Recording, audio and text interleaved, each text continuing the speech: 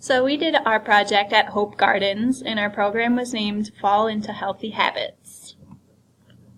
So it was located at 58 Oberlin Ave in downtown Buffalo, and it's partnership with Matt Urban organization, and that also has the Hope Center, it has a food pantry, and has other organizations that fall under it. The characteristics of the population is that the women were classified as chronically homeless.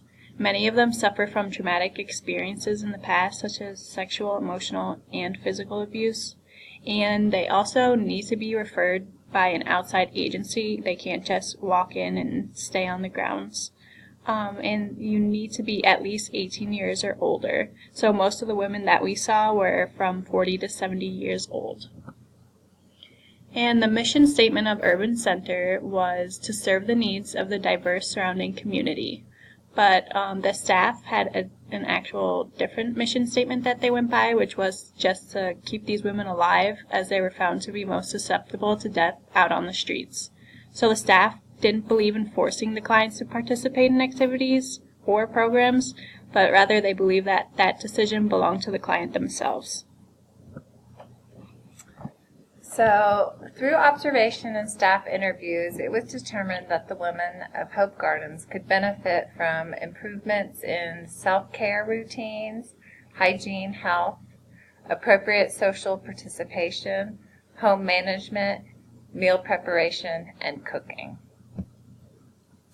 Our program objectives, long-term goals, included increasing positive social interactions between the residents, educate in the area of hygiene, and to increase motivation of residents to establish daily hygiene routines and habits.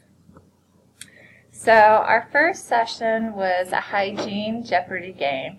We created a Jeopardy board which had 5 hygiene categories. These categories were suggested to us by the staff. Included the areas of in the kitchen, feet, hair, teeth and gums, and sex.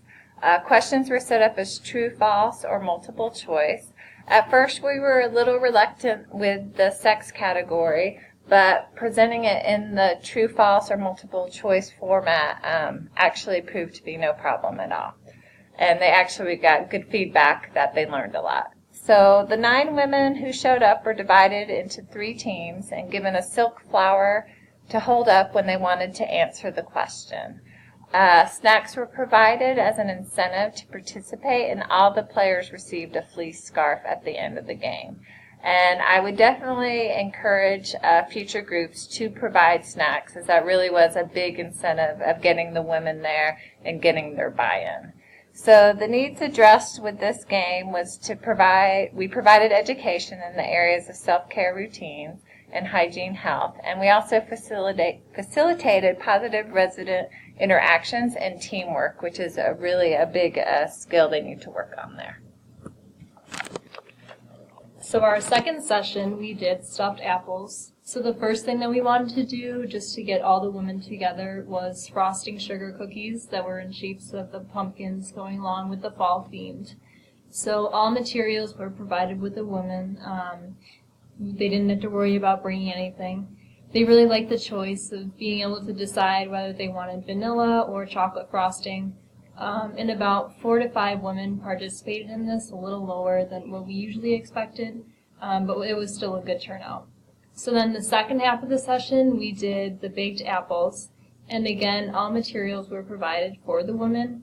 So this included the steps for how to do it, a printed out recipe for them to take home, and then safety tips around the kitchen to increase their safety awareness.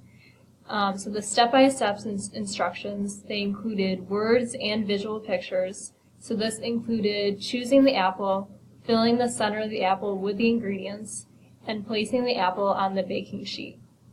A lot of the women liked doing this, and they thought it was really fun and exciting, and we encouraged them to wash their hands and put gloves on beforehand. The safety tips were placed around the area, which was good, like we said before, for just increasing their safety awareness. and about 2 to 3 women participated, but a lot of the women said that they would like to just have the apples once they were finished baking. So the needs addressed were meal preparation and cooking. They were identifying ways just to cook foods, different ingredients to use, navigating the kitchen safely, and just following directions and steps for them to produce their own food in their apartments. And this really helped to increase social participation.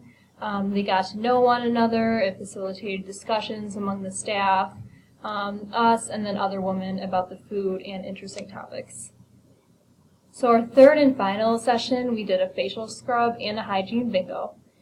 So the facial scrub consisted of mixing coconut oil, oatmeal, and honey in a bowl, and we then put it into individual containers so the participants could be able to take it home or to their apartment with them. All materials were provided, and verbal instructions were given to the woman, as we found that to be most beneficial. 4 to 5 women participated, which was good, and then the second half consisted of the bingo game, which was a hygiene bingo.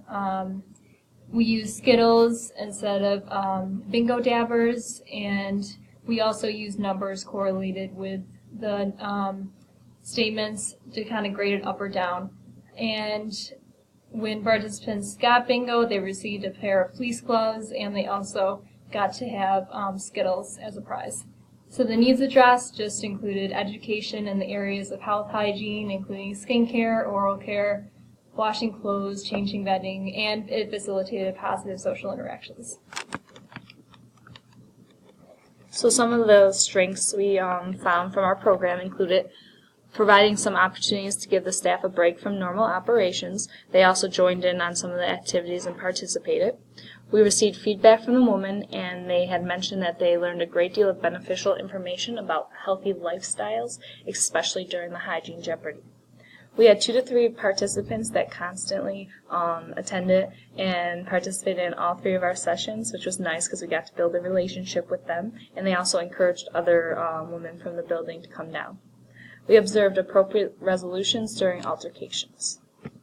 Some improvements we found were creating more measurable and concrete ways of tracking the women's progress and knowledge base through the course of the program. What we chose to do was we asked them what they liked after each session and any ideas for improvement. Maybe having them write down things for future programs might be beneficial.